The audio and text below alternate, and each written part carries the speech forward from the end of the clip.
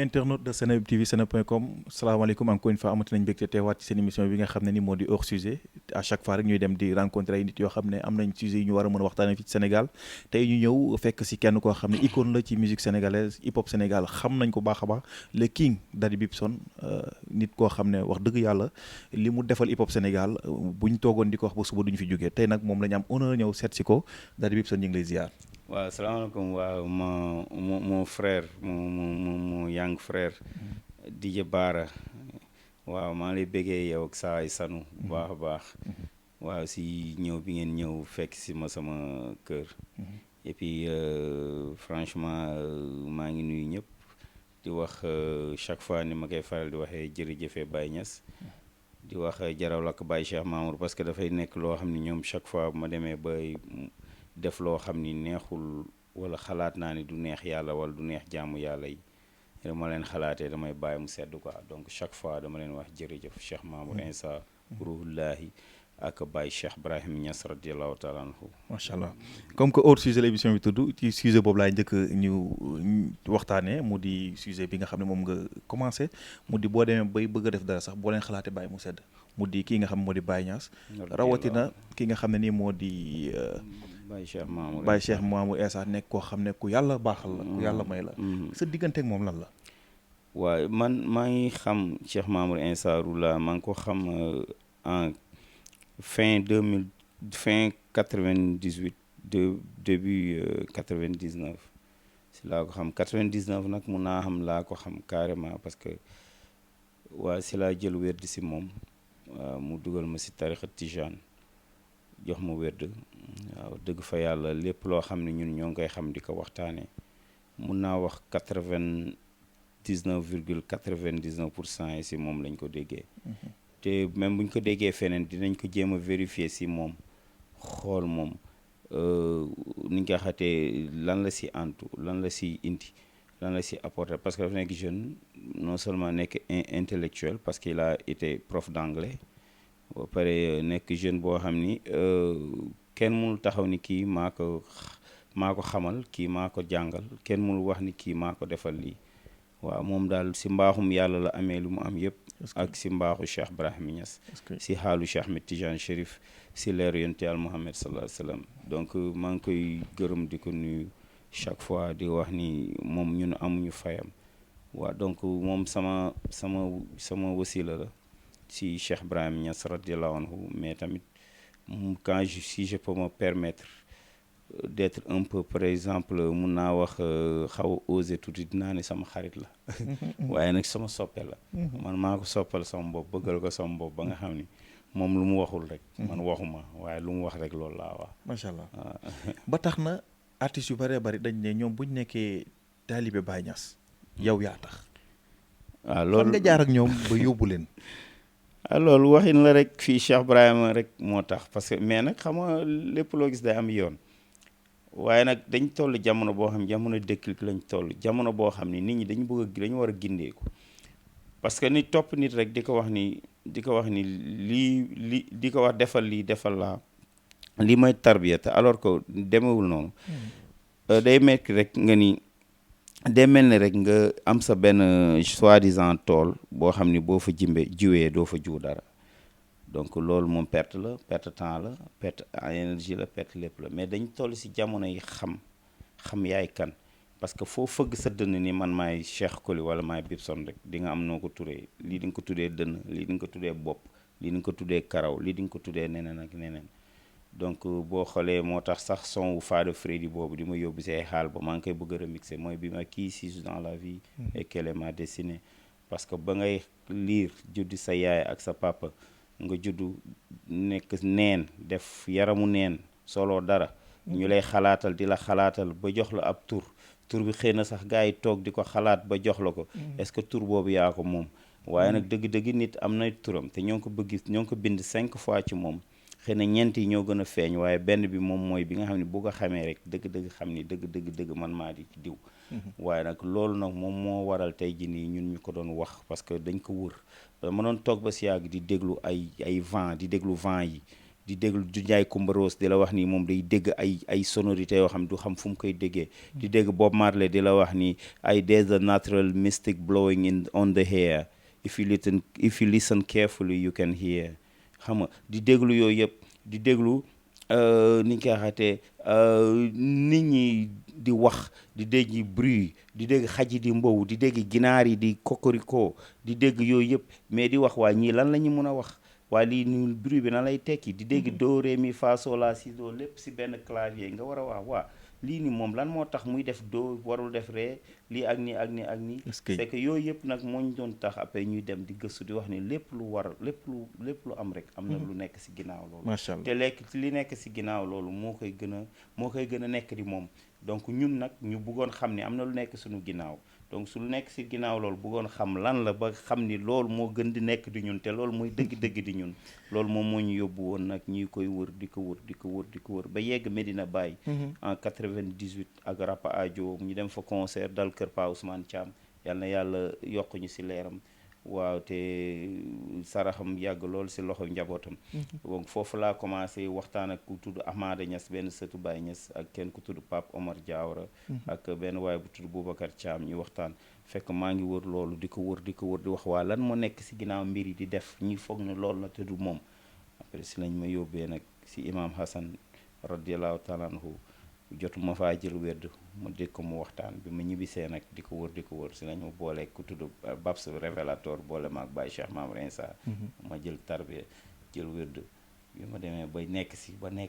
si si laa xam ni dëgg mburu dañ koy woowee mburu rek waaye du mburu dugub la waaye cere dëgg dañ koy woowee cere waaye du cere waaye cere dugub la waaye loolu ñoom ñëpp dugub lañ te ku si nekk am nga tur loolu nag moom mooy xaalu tëjiliyaat macha allah xaalu tëjiliyaat nag moom dama si yàlla dafa ma may ma bëgg ko quoi di si gëstu ba léegi may tool ni damay gëstu lan moo waral tey yow bu dijee baara nga ñëw toog di waxtaan ak man lan moo waral sanu yore caméra bi loolu yëpp c'est pas par hasard am na lu ko tax mu am te am na lan mooy dëgg nekkam waaw donc loolu nag macha allah dama gërëmee Cheikh Ibrahim Niass parce que daf ko wër si àdduna yëpp wax ko boo maar la day faral di wax you can fool some people sometime but you cannot fool all the people all the time mu ne mun nga nax benn nit si jamono bu ndaw waaye naxandoo ñëpp si jamono yëpp mu ne mënul am Baye Niass depuis 29 radiyallahu anhu moo ngi koy wax wala lu jiitu loolu moo ngi koy wax te fépp la ko wax si àdduna bi te kenn mënul taxaw ne li ngay wax neen du noonu ba léegi nit ñi sax dañu moomale seen bopp xam-xam bi mu doon wax ba nit ñi doon ko si dingat waaw baal ma nag man kawe na de li nga wax dafa kawe macha allah am na fu mu yóbbu sax waxtaan bi xam nga dafa am sujet yoo xam ne moom boo fa xasee dugg rek du ñu lay faral di nag aussi dama dégg sànq nga ni boo demee bay bëgg kii sax boo leen xalaatee seddal jamono yi ngay tàngal grand ci laa bëgg ñëwaat puisque hors sujet la dañuy def nii di dugg di génn jamono yi ngay ciy nekk dëgg ci digg clash bi nga nekkoon yow ak Fata noo ko doon gérer jamono boobu noonu moment boobu noonu yow noo ko doon gérer ak moom sëriñ bi ak Baye Cheikh Mamour waaw Baye xamul woon sax ni maa ngi def loolu leen daal mus naa xam bopp bi muy nekk bopp Baye Cheikh Mamour mus na ma woon ni ma dégg naa sa benn way bu subaa ngay comprendre mu ne ma ni nga koy waxee mu ni ma loolu noonu mu ne ma loolu jihaad la de mu ne waaye nag am na nit ñi noo leen di waxee rek ñoom duñu comprendre noonu si la ma ni yonent bi nee na nit ñàkk na dëgg si li muy waxee dëggam waaw si la ma ni jéemal nag nga jéem a gën a message bi nga gën ko jéem a def ndox muy gën di oyof si kii nga njar ko quoi waaw ma njar ko waaye nag xalifa bi sama xalifa Mahi Baye Cheikh Mahi Ibrahima Niass sama papa sama maam sama soppe sama sang waaw avant muy nekk xalifa mus na ma wax loolu tamit mu ne Cheikh man ka mu ne dadi la ma mu ne ma dadi mu ne ma seen bërëb yooyu yéen ay ambassadeur Baye Niass ngeen fexe leen bu leen fa xeex fexe leen bu leen fa wax yenn boobu yëg na de waaw mu ne ma parce que nit ki boo koy waxee yenn wax yi du mun a dégg message bi ngeen di wax waaw te moom man dama ko bëgg trop bokk naa si fansam yi gën a ngand si àdduna bi waaw bi ma waxee loolu nag après si laa sax déclaré woon si télé bi ni bàyyi naa clash xam nga ndax tu te rappelles bien quoi waaw mais depuis boobu clash bi ci nga ko arrêté waaw si laa bàyyi ay clash nii mais Fata ni ma ko doon gérer mooy que ne artiste la woon di am lu muy wax man it ma am lu may wax c'était loolu la woon rek ah Fata man personnellement dama ko jàppee comme un petit frère jeex na jusqu'à ce que ngeen retrouvé waat ci benn scène loolu bokk na ci li gënoon marqué Sénégal man maa ko invité sama scène c'était pas ay Pikine waaw kii la woon Pikine xéewal gi non kii le ravin sama benn concert mel ni ko mu ñëw jouer ak man c'était bien j'ai bien aimé nu mu humilité am ak ni mu woyofaloon boppam ba ñëw foofu bon micro bi waaw j'ai rien contre moom mais sauf que ñun on a tout contre ñi nga xam ni dañuy wax li nga xam ni mooy hip hop te du hip hop parce que man li may faral di wax mooy hip hop mu ngi jugee South Bronx te ñoom xam nañ ko ñoo la ko gën a xam donc boo mu ñëwee di ma indil hip hop fii la jugee man dama lay wax ni naka la fi jugee te ñi ko créé wuñ ko sax si ay taasu ñi ko créé ay break beat lañ doon jël benn waaye bu tudd Hercule mook système ñoo doon def ay ni ñu koy waxatee ay bloc party jekki saaga am benn gaañ bu tudd LA Rock bu ay kalpe yi réeroon wala yenn affaire yi réer moom mooy ñëw jël micro bi di ci tooñante di foo ba affaire yu gars yi xam ni Black Panthers yeeg Black Muslim yi xam ni lii mun nañ ci jàllale seen ay message après ñu commencé jàllale ay message loolu moo tax Public Enemy juddu loolu moo tax KRS-One juddu loolu moom moo tax ay ñeneen ak ñeneen juddu quoi ay Grandmaster Flash ak ñeneen ak ñeneen ba France ñoom Sydney ñëw donc boo may wax ni rap bi fii la jógee dafay mel ni tu n'es pas reconnaissant de ce que da ngay jël gloire yu ñeneen ñoo xam ni waaw nga jël gloire kenn xam nga Jésus-Christ suñu yonent la parce que yi islam boo ko gëmee da ngay gëm yonent yëpp ces enseignements nous sont bénéfiques absolument même bu fekkee ñun duñu ay chrétiens mais enseignement mi dafa nekk bénéfique pour tout un chacun même ñi nga xam ne gëmuñu yàlla comprendre nga donc dama ni la gloire am nag moom Jésus kenn du ko jël gloire Jésus la comprendre nga mosoo gis benn prophète ñëw réclamé wu ni moom mooy Jésus Jésus rek lay doon waaw donc dama koy waxee noonu rek pour te dire que rek lay doon voilà lépp li nga xam ni yàlla may na la daal nga am ko yàlla la koy may moo dara boo gisee sëriñ si sax yenn saa yi di xaal ni yàlla may na ma loo xam ne mosu ko du may ko kenn te du ko musa may kenn parce que yow baara it yow it yàlla may na la loo xam ni may na la ko yow rek te du ko musa mayeti kenn waaw donc loolu rek la donc du lenn lu dul hip hop États-Unis la jógee benn dëkk bu ñu tuddee New York City dëkk boobu mu jógee si South Bronx ñëpp a xam foofu mu jógee waaw Crazy def na si ay kii am na ñeneen si bind def si ay master ak ay affaire yooyu ki Hercule moo ngi dund ba léegi dee ogul Kool Herc moo ngi dund ba léegi comprendre nga li ma la donc na gars yi nekk li ñuy nekk te bàyyi di nekkloo nit ñi lu ñu mënul nekk quoi absolument dañuy dugg ci beneen partie boo xam ne aussi dafa leen di concerner yéen li nga xam ne yéen lañ jàpp ay old school ay grand gis nañ ñu ci bëree bëri dañuy def départ dem waaw lan moo waral ñoom ñuy dem rek maanaam dem toogi ci bitim réew wala dem nekk fa di fa liggéey dal di bàyyi hip hop bi ñenn ñi bàyyi nañ ñenn ñi bàyyi yow bokk nga ci ñiy dem mais yaa ngi hip hop ba léegi mais ku ci mel ni Matar Kagulaar bàyyi na ku ci mel ni Iba Rapadio sama nijaay bàyyi na ak ñeneen ñoo xam ne dem nañ bàyyi nañ la moo tax dem bi waaw xam nga sa benn copain journaliste bu tudd Ibrahima Ndoye Turbo moo ma initié si hip hop daf ma mës a wax benn wax bu am solo mu ni si tu n'as pas ce qu'on veut dans son pays mu ni ma on change de pays waaw mu nekk wax bu am solo mu ni ma si tu n'as pas ce que tu veux dans ton pays mu ni ma change de pays maanaam lan la ñu amul fii ba te waral ñu dem waaw xam nga dañu dem ba benn instant game bi dafa changé te ñun on le considère xam nañ ni game bi changé na si ay attitude changé na si ay mœurs changé na si ay flow changé na si ay mooy ni ñu koy waxatee même fans yi changé nañ donc benn instant boo demee ba def li ngay def yëpp ba pare munoo nekk tout le temps si sommet bi donc boo demee ba benn instant tamit il faut nga tal famille bi bay tal famille bi du lenn lu dul jéem leen wutal ay avenir meilleur mooy li ma la ko waxee da ngay dem ba benn instant li nga bëgg sa dëkk doo ko fi mën a am déjà le problème des droits d'auteur et voisins c'est un grand problème fii donc artiste pour mu dund si lekkam ngandim problème la fii parce que droit yi duñ ko fay duñ la ko mus a fay aux États-Unis benn morceau ngay def mu génn blow sa voix yi dañ koy sa droit voisin yi mun nga si dund toute ta vie comprendre nga ak yeneen dëkk ay Nigéria ay Afrique du Sud ils ont réglé ce problème là comprendre ñun on réussit pas à régler ça quand je te dis que aujourd'hui j'ai perçu ay droits yoo xam ni 2019 la ko gars yi 2019 ba léegi ça fait 3 ans 2019 fay ñu leen ko ba léegi ñu leen koy doog a fay te dañ leen koy fay ba pare ni leen ñi si leboon ñoom dinañ leen dagg 40% beneen répartition bi 60% yi ñu jël ko loo nga def ni ban artiste mooy mun a toog dundee fi loolu noonu boo deful ay concert mais au Sénégal tu vois même plus les concerts tu vois même plus les festivals boo gisee benn concert tey balaa nga koy déggati problème comprendre nga ak yeneen la vente des albums ne se font plus comme ne se fait plus comme ni mu doon demee que léegi il faut nga gis benn hobby wala nga gis ay ñeneen gars yi ñoo lay jël sa album waaw gars yi ñu jox leen ko ñu jaayal la ko comprendre nga alors que ça devrait pas être ainsi comprendre nga ay plateformes yi gars yi ñoo ngi koy jéem a teg ñoom noonee ma kev ñoo ngi teg seen plateforme mais après du mujj fenn parce que le public hip hop si boppam moom mu jëndatul album yi ñoom ñoo defatul les gars yi ce qu'ils font génne benn album def benn vidéo bi blow après ñu commencé bu ñu amee playback def yi bu ñu amee chance def dara ñu def ko pour te dire même le hip hop actuellement au Sénégal cette génération c'est la seule génération de hip hop qui n'a pas fait de festival dans le monde. génération maanaam bi fi nekk la nouvelle génération ñoom Dip ñoom Ngaaka ñoom. kan nga si dégg muy def ay festival ci àdduna. c'est loolu la moo leen téye. mais c'est parce que ñoom ñoo war a xool nan lañ koy defee parce que ñun biñ ci tollee ñun on avait amoon nañ ay tourneurs amoon nañ ay link amoon nañ ñoo xam ñooñu doon tourné loo amoon nañ ay managers yoo xam ne c'était des managers internationaux yoo xam ñooñu doon tourné loo bon loolu yëpp maa ngi génn sujet bi parce que hors sujet la mais bon li ma la bëgg a expliquer lu tax ñu tukki. c'est des raisons familiales. benn ay raisons la yoo xam ni de survie ñaar si tu n'as pas ce que tu veux dans ton pays là.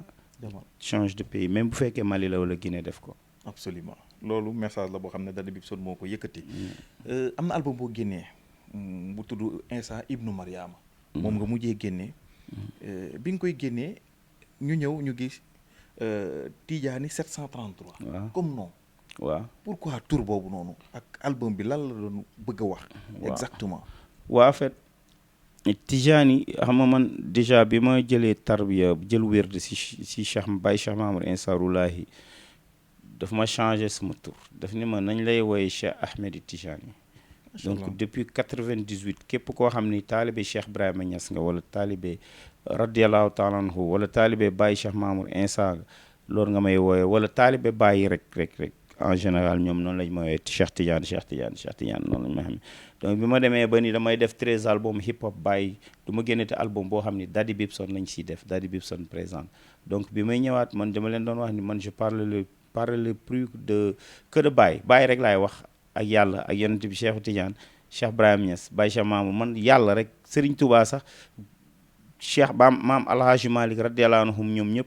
wax si ñoom sax moom laa gën a nekk sama xol ka wax si leneen parce que ñooñu ñoo jar a wax si ñooñu lañ jar a wax si maam Cheikh Ahmed Bamba si maam Limaamu ñooñu booy wax da ngay am looy wax si ñoom mais lan ngay wax si Sénégalais bi loo xam ni kaay dama lay wax benn affaire au Sénégal on a beau dire ñun liñ fi kaas Sonko sax kaasu ko au Sénégal ñun temps ñi nekk di dajal ak Ablaye Wade ñu ñuy xeex di ñu dóor loolu fii kenn defagu ko fi wax ma ban révolution ban brin wala ban graine révolutionnaire moo fi def li ñu fi def ñun. ba récemment moo ci mujj am en 2012. waaw bi ñu leen di jàpp di leen dóor. moom laa la wax ñun on a été les pères de cette vague d'activistes et de révolutionnaires au Sénégal ñun ñii man sama génération. li koy firndeel dagguma la nga baal ma 2012. bi ñuy waaj élection yi. waaw mosuñu la woon jàpp. waaw ñu ay personnes encagoulé wu. dóor ma dugg ci oto. yóbbu la géej ba dóor la. gaañ ma sànni naka demee woon loolu. mais après gisuma gars yi di ciy waxaat comme. waaw mais c'est parce que gis nga Sénégal lu fi defu rek taaju te lu fi am rek ami borom xam nga ñun Ablaye Wade dañu xeex ba Ablaye génn fi ñun ñoo fi nekk di ko xeex on a fait toutes les régions du Sénégal toutes les régions dem naa ba Salikégné en face Salikégné bi nekk en face Guinée-Bissau dem di xeex pour Sénégal. donc ma gisee gars yi di wax ay activistes lañ damay reetaan rek quoi. maanaam li ñu def ni activisme bi taxul ñu wax activisme. non c'est des leaders politiques cachés ay politiciens. même les artistes qui sont là. c'est des leaders politiques cachés. mais c'est des politiciens cachés. son engagement non pas l'engagement de Karim l'engagement de Mola. non bu may wax ay c'est des politiciens cachés bu am na ñoo xam ni xam nga comparaison n'est pas raison. et puis toute règle tamit day am exception pour mu mun a fondé wu. donc y a des gens yoo xam ne ils combattent pour le Sénégal te dañ koy def parce que dañ ko bëgg. fay ñu leen si defalu lañ si dara ñoom lañ si sànq di leen si tëj di leen si defal lañ mais man li ma la bëgg expliquer am na bu may wax sama discours du ñenn ñi ñoo tax may wax. du Karim Xurum Xaq mooy wax du Nit Dof mooy tax may wax du Mola ça c'est des frères à moi. xam naa ni ils sont engagés pour le Sénégal. leur cause c'est le Sénégal. mais am na ñoo xam ne mais jeeg saa yi dégg leen ñuy wax ay genre ay dàmbooj ay genre affaire yooyu mais ñooñu kañ lañ commencé wax pour le Sénégal est-ce que ñoom bi fi Ablaye nekkee di def li muy def Mbodj maa ngi ko xam daaw laa ko xam. waaw mais dama lay est-ce que bi fi Ablaye Wade Pour dire nekkee vrai. nii dafa bëgg a def 3e mandat bi nii dafay changer constitution bi constitution Fi ñu bi mooy nekkoon. Sénégal fan lañ nekkoon ak ñeneen acteurs politiques ñoo xam ne ay activistes c'est pas des activistes parce que di musuñu leen dégg ci xeexu Sénégal comprendre nga dama la bëgg a expliquer man bëgguma di wax parce que ñun ñëpp ñooy xeex même cause bi mooy Sénégal lu mu jëm kanam mooy Sénégal Jëm kanam. jëm kanam moo tax sax man particulièrement je suis un free man awma benn parti politique moom bokk amuma benn parti buy taxaw ni maa fa jënd carte de membre mais dama lay expliquer ni la yooyu boo ko xoolee ba xool pour bañ a def hors sujet moo indi ma ni du ma waxati si dans la vie ay affaire ay les trucs banals là au Sénégal du ma ci waxati parce que ñëpp a ngi ciy wax amul sens sa wax sax day noyé wu parce que trop de mouvement tout tue le mouvement ma ni léegi man comme que ñun suñu jàngale maam yi ay ñoom Serigne Touba ay ñoom Maam Cheikh Ibrahim ay maam Khalifa ñooñu boo leen dégloo si kan ay Cheikh na Cheikh Saad bu Abi ñooñu boo leen dégloo léegi lan ngay jara yow lan moo lay jar yow ba ngay nekk si mbedd mi di xeex ak di affaire yooyu parce que dinañ dem ba xamal la ni fii lépp lu fi am yàlla la yàlla mooy dogal ku ko neex mu def la président yàlla mooy dogal ku ko neex mu def la député yàlla mooy dogal ku ko neex mu def la lu mu la neex y a eu des gens yoo xam ne kenn xamu leen léegi ay maire lañ y a eu des gens yoo xam ne kenn xamu leen ay député lañ y a eu des gens yoo xam ne man li ma xeexal Sénégal ñoom buñ ko xeexaloon Sénégal tey paralysé tey jow ay ministre lañ ak ñeneen comprendre mais li ma la bëgg a expliquer moom man je vais orienter ma lutte dans la spiritualité et si spirituel bi dans le spirituel amul leneen lu may def donc parce que foofu defe naa ni les messages seront plus forts les messages seront plus à la dimension de ce qui se fait parce que fii képp koo gis am na guide spirituel wala am nga loo gëm donc je crois bu ñu la woowee fàttali la sa sëriñ ñi la doon def je crois que di nga dellu si waat si la logique quoi. Donc mais Tidiane 733 mooy Cheikh Tidiane boobu 733 mooy Insa ibn Mariama parce que man je me dis un fils et je me réclame un fils spirituel de Cheikh Mamour Insa Ruhullahi te moom dafa taxaw ni dëggantaan Njaay Insa wàcc na ci kaw suuf te dëggantaan Njaay xeex bi dina ko xeex boobu noonu xeexam la pour Sénégal ak àdduna bi yëpp tegu si yoonu siratal mustaqim macha allah donc ma réclamé wu moom si combat boobu di ko si wax ni ko jox naa ko sama bakkan jox ko sama lépp lu mu ko bu ko soxlaa suba na ko jël si tey na ko jël si rek pour lépp rek kaddu yàlla gi jëm kanam lu ma ci mënti def naa ko ci def xam naa lu ma ci tus de waaye lu ma ci mënti def naa ko ci def am nga mbégte ci projet boobu bi mu génnee waaw parce que c'est un album boo xam ni bi ma demee si sama streaming yi macha allah quoi nit ñi capté nañ ko nit ñi ainsi de suite parce que c'était pas un album à vendre bëgguma ko woon jaay donc dama doon ni li ma si bëggoon def yëpp ma ko amoon tamit xeex bi si xeexu Insa Ruhullah bi laa koy def comprendre nga et puis c'est gis nga man sama album yi ku ko jënd baax na ku ko jëndul baax na loolu moom mu nga nekk sama vocation ak sama parce que dama wax ni képp ku traîner ba déglu ab copp si li may wax di nga toogaat dégluwaat parce que j'écris des albums très très réfléchis man je prône une musique wax ma la sax rap parce que album boobu c'était pas un album rap c'était un album variété je prône pour une musique très très très utile man musique bu utile laay déglu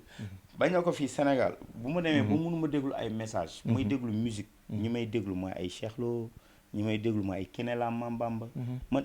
tu sais bokk naa si fans yi gën a ngan si Kinelam fansam yi gën a ngan ñu bëri xamuñu man damay déglu Kinelam Mambamba mais yow yaa ngi kooku maire boobu day koy déglu Fall kooku loolu maire boobu day wax mais Obi commencé di déglu Kinelam non je t'assure lu leer laa la wax te naa la may benn affaire boo xam ni xam naa mosaguma ko wax fenn je me rappelle Dogo sans album bi mu génnee Dogo Thiès dama fekk maa ngi demoon vacances Thiès muy tëgg foofu 500 francs laa fay pour mën a photo ak moom temps maa ngi nekk xale tellement man paroles yi booy déglu ay mu lay àdduna waaw non déglul son yooyu ay say xare la affaire yooyu déglul way yooyu noonu ak yeneen da ngay gis engagement ci non texte mais da ngay déglu ni xam ni kii li muy wax nii ñi ay ñoom ay dama fou de ça waxuñu yooyu quoi comment nañ waxante dëgg. ñoom la nouvelle génération. non man personnellement nee naa la man je prône une musique utile man musique waa bu ko nit bu ko dégloo dina defar sama doom dina defar samay sët dina defar samay rakk loolu laay déglu. kii moom sama fou de ça lay déglu. sanu mais bu ko nee am na ça parce que il s'en fout de ça n'est-ce pas voilà. je le clash pas parce que. musique la wax boo ko tegee sama doom dina fecc keneen ak feneen fecc man mi sax yenn saa ma yëngatu si yëngal say mbagg mais bon dama ne bu may déglu musique bu engagé musique bu spirituelle waaw moom may tax a déglu musique ay Ouza Père Ouza comprendre nga ñooñu da nga leen di déglu ay Cheikh Lo ay Ismaël Lo ñooñu da nga leen di déglu bu fekkee la musique sénégalaise laay wax da nga leen di déglu da ngay kontaan comprendre nga wala ngay déglu ay rap aajo wala ngay déglu ay BMG 44 ay gars yi da nga leen di déglu ay Elzo Jambadong ba ci Dip da nga leen di déglu y a des ces morceaux yoo xam ni da nga leen di déglu da nga xam ne di c'est réfléchi c'est bien fait quoi. waaw balaa ñuy génn ci partie culture bi album Rapadio bi war a génn kañ la war a génn ñan ak ñan ñoo ci nekk loolu laa bëgg en exclusivité si possible. ñan ak ñan waaw on va sortir un premier single boo xam ni dañuy c'est le remix de Kara Dindi. Ce sera peut-être sur 2 morceaux benn bi ce sera avec les 4 artistes qu'on a choisis. Narapi kii ni ko waxatee Aada Cannibal Omzo l'Absolu Julio l'Absolu astafurlah comment ça s'appelle ni ñu koy waxatee c'est pas Karbala Julio l'Absolu Aada Cannibal Narapi ak ni ñu koy waxatee yaa ngi may réeral ak Gunmore ak Gunmore donc ñooñu ñoom ñooy ñi nga xam ni waaw ñooñu la ñuy jël pour album bi ñoom ñoo koy supporter ñoom ñoo ngi studio temps yi mais on va essayer de faire benn single boo xam ne y aura beaucoup d'artistes yoo xam ne dañ si bokk muy Kara Dindi wax si Afrique wax si ni africains yi dañu war a toog liggéeyal Afrique comprendre nga donc single boobu dina génn vers juin fin juin début juillet wala fin juillet dina génn bon on va sortir l'album on pense sortir l'album vers les coups de octobre wala balaa boobu quoi. Loolu moom vraiment dina nekk album bu nice. waaw c'est Rapadio version 2012 mooy deuxième Rapadio bi. Aada Cannibal Julio l'Absolu Gunmore ak Narapi. waaw Malick Ndoye am nga liggéey waajalal loolu dañuy dem ci benn point boo xam ne mënuma ñëw fii ba dem te duñ ci dugg. mu di sa digganteeg Idriss Seck après bi mu fekk jiyee Benno Bokk Yaakaar. sa digganteeg moom mooy cere ak soow xam nga cere ak meew. nu mu tudd soow mburu ak soow. en fait ça a touché tout le monde man personnellement nee naa la bokkuma benn parti politique mais Idrissa on a une relation boo xam ne bien avant la quoi ay temps ay M23 si je l'ai approché mu nekk nit koo xam ni damay toog di ko déglu parce que bu waxtaanee ak yow di nga xam ni kii bëri na lu nekk si xel bi te man jusqu'à preuve du contraire dama gëm ni moom mën na defar Sénégal même bu ma bokkul réew mi même bu ma bokkul si Benno Bokk Yaakaar même bu ma bokkul si mburu ak soow bi mais dama xam ni li nekk si bopp bi bu ko defoon si réew mi mun na avancer te dama ko gëm man c'est une conviction boo xam dama ko gëm te ñi ko jegee dañ la wax dañ ko gëm. yaakaaroon ne loolu béy wéy na muus. mun na nekk yàlla rek a xam tu sais yàlla rek a xam kan mooy nekk président mais je crois que ne waaw mun na nekk mais man personnellement je l'ai soutenu dama ne woon bi ma koy soutenir parce que ma koy xam yàgg naa mais j'étais plus proche du parti socialiste que Rewmi parce que Tanor c'est mon papa adoptif di ko jàll képp nag di ko ñaanal yàlla suuf sedd lool si kawam donc j'étais proche de Ousmane Tanor Dieng j'étais un de ses proches ñu ko jege woon dëgg si période boobu donc man mais bu fekkoon dëggantaan Njaay Khalifa Sall empêché wuñ ko woon mu nekkoon président dama ne leen woon bi ma koy njëkk a def moo fële woon te DTV RDV xam nga DTV man leen à défaut de Khalifa Sall je voterai Idrissa Seck parce que c'est un vote utile mais bon léegi nag moom digganteem ak Macky Sall wala digganteem ak boppam wala digganteem ak conscience am lépp lu mu ci def moom la engagé wu ma parce que concerné wu ma waxuma woowuma ni ma kaay damay dem si Macky Sall n'est-ce pas waxtaanul ak man ni damay dem si Macky Sall boobu ba léegi diggante waatoo si sama grand frère la nee naa la on se voit dañuy waxtaan te li ma wax si lu tax mu dem Mburok Sow man ak moom la concerné wul kenn mais je sais que am na ay raisons am lu tax mu def ko. bien que nit ñi dañuy foog ni c'est pour des raisons des raisons économiques ak loolu, mais moom il m'a pas expliqué ainsi. donc nit li mu la wax rek ngay gëm, man mënuma gëm leneen lu nit ki di wax. waaw li mu ma wax laay gëm. mais man personnellement je suis pas du côté du pouvoir, man je suis pas un opposant mais je suis pas du côté du pouvoir. am na ñuy wax ni loolu naa fekk la tudd. man kon fi nga far fan la kon. man xam fan laa far. parti ñiy defar Sénégal.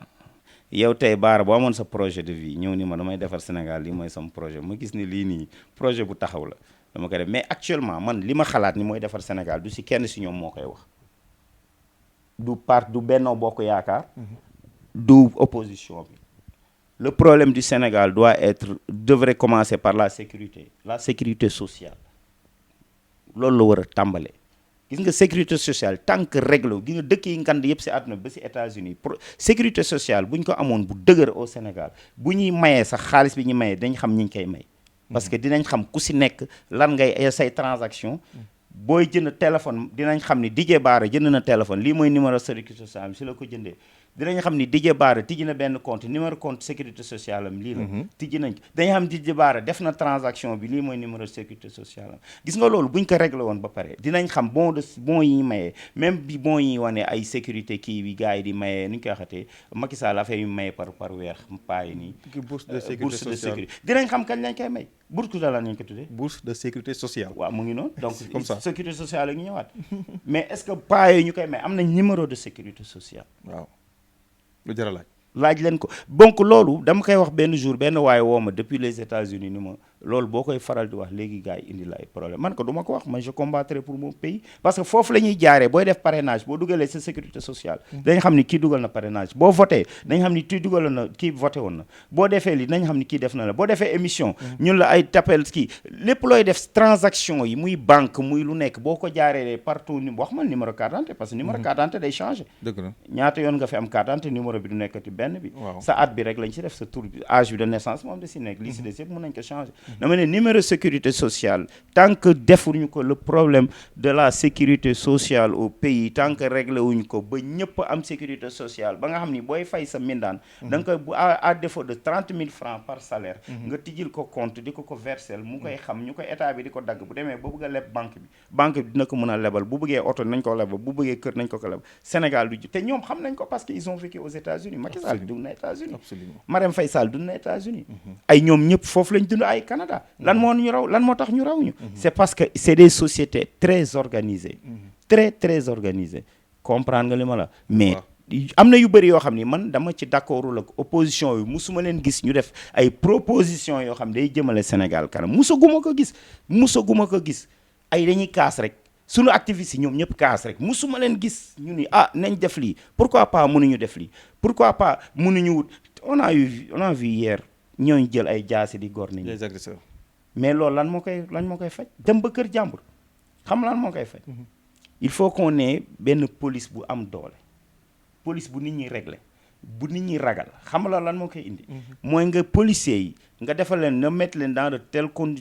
conditions yoo nga xam ni duñ soxlati benn boxom ak beneen leneen ba nga xam ni fu ñu munti dem tey dañuy représenter Sénégal dignement waxuma duñ ko défendre du ñëpp nag j'ai des amis commissaires j'ai des amis inspecteurs j'ai des amis man façon xarit bu nekk la am parce que ñu bëri dañ may déglu mais dama ni dañ leen war a naître dans de bonnes conditions muy gendarmerie muy police muy armée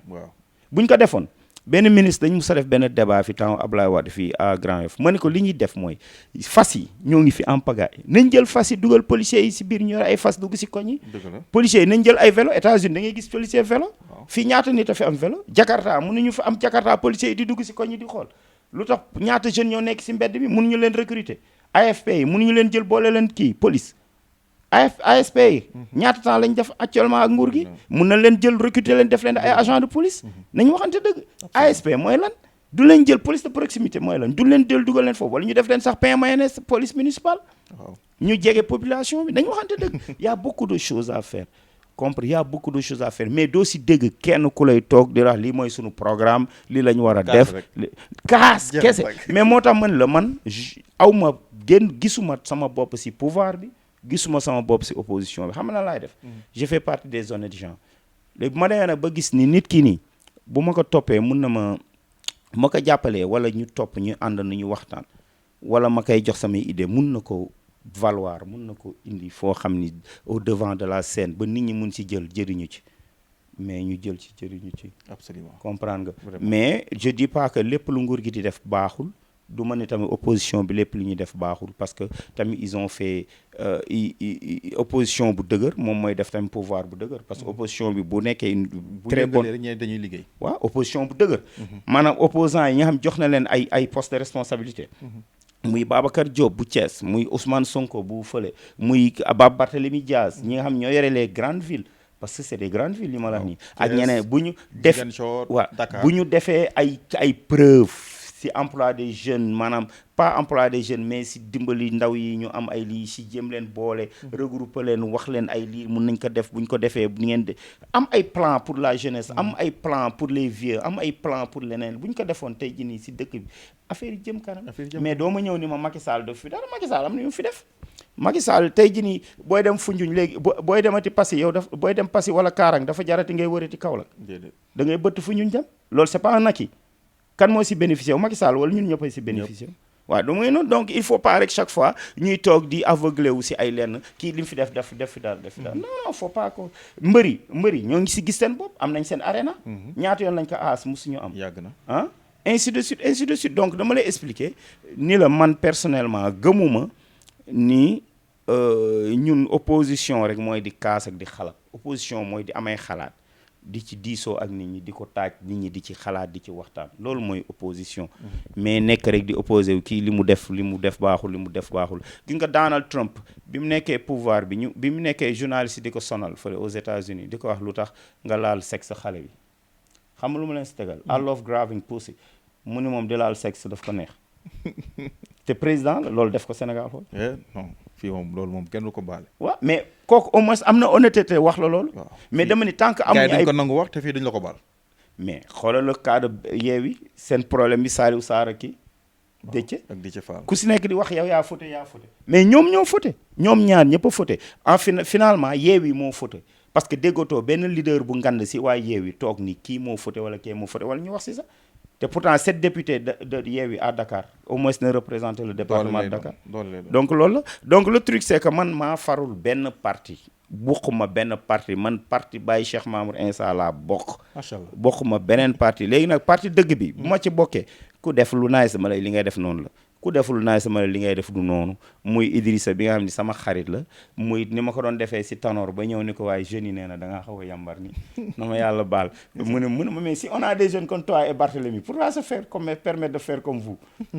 mais xam nga kooku da lay wax benn wax rek nga xam ni kii bopp la waaw mu ne ma yow ma amee jeune bu mel ni yow ak Barthélémy Diaz man lan moo tax may def ni yéen jaru ko comprendre nga waaw dama ne la leader noonu lay mel man moo tax man du ma wecc Ousmane Tanor Dieng sama papa la daal waaw spirituel politiquement dafa am yu bëri yu ma xamal leeralal ma ko si live bi quoi leer na kontaan nañ grand lan ngay tàggatoowee waaw di wax rek ni maa ngi job temps yi man ak benn beatmaker bu tudd Fodé ñu ngi job benn 5 titres yi mu ngi tudd de Zion playlist man ak Dread Schizo ko doon job mais à défaut xam nga nekk fii kërën donc maa ngi si liggéey ak Fodé ñu ngi si avancé bu baax moo nekk Kër Massar mais bul wax ay moo nekk di mel ni Kër Massar ay ginnaaw il est extraordinaire il est trop fort il est fort donc maa ngi koy nuyu bu baax Fodé di la wax ni incha allah Zion playlist bi moom waa xal quoi parce que mu ngi si def affaire liggéey bu doy waar quoi waaw loolu daay bu indi ko peut-être mu génn balaa tabaski wala mu génn après rap aajo bi incha allah rabbi waaw incha allah rabbi waaw yéen ngeen jàpp ci bu baax suñu grand nga comme ni mu koy waxee waaw yow moom maa ngi jégalu publiquement suñu émission boobu ñu amoon ñu tàngalante maa ngi jégalu mais waaw mais xam nga man je suis tellement humble ba nga xam ni boo nekkee sama frère nga nekk sama petit frère sama doom sax dama koy jégal man du ma koo xam ni droit d'aînesse day tax ma rëy man bu ma defee lu dul noonu quelque temps après ma réfléchir xam ni ma def du noonu man damay baissé wu ni la maa ngi jégalu te publiquement maa ngi lay wax nga jégal ma ko yow yaa ñuy jégal sax waaw ñu ngi lay jégal mais jégal donc di wax ni rap aajo mu ngi ñëw bu baax na ko gars yi xaar. Et puis di wax ni maa ngi Sénégal pour le moment donc di wax ni franchement maa ngi fii. maa ngi suivre lépp lu muy demee. maa ngi suivre sunu homme politique yi maa ngi suivre sunu artistes yi maa ngi suivre sunu guide religieux yi maa ngi suivre ñëpp. Et puis société bi di wax ni gars yi nañ jóg si sécurité publique bi sécurité sociale bi bu ñu ko defee rek Sénégal jëm kanam. Sénégal jëm kanam yàlla na yàlla sàmm si yàggal. amiin yaa rabbi yàlla yàggal leen fu baax jaajëfatee maa ngi nuyu Sanu bu baax deuxième fois ñu def kii maa ngi koy bëggee bu baax jaajëfatee macha allah merci beaucoup c'était Cheikh DJ Bara jaajëf Cheikh Tidiane macha allah Daddy Bibson The King moom lañ jëloon tey ci hors sujet merci à Sanu l'homme de l'ombre di ko bëggee bu baax a baax à bientôt sur Seneweb TV.